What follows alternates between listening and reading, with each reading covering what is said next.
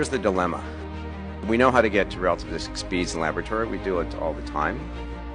And then we go to the macroscopic level with things like aircraft, cars, spacecraft. We're pathetically slow.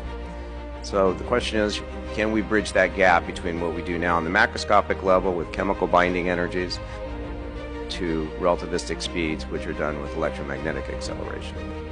The shuttle, when it would take off, or the SLS, when it will take off, will have a power off the launch pad of between 50 and 100 gigawatts. Turns out, to get to relativistic speeds with the spacecraft we're talking about, you need basically the same power level.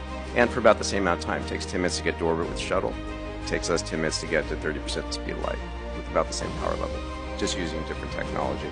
We could propel a 100-kilogram robotic craft to Mars in a few days. If you want to push something like shuttle class, it takes you roughly a month to get there. Within about 25 light years of the Earth, there's actually quite a few potential exoplanets and habitable things to visit that may be habitable. We don't know, of course. And so there are many targets to choose from. The closest is Alpha Centauri, which is about 4 light years away. So photon-driven propulsion is not a new idea. It goes back to the beginnings of thinking about light in both the classical and the quantum mechanical way.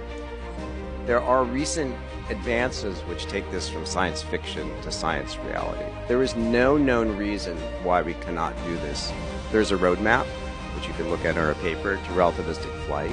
The system is completely scalable modular. Build any size you want, from a tiny one to a gigantic one.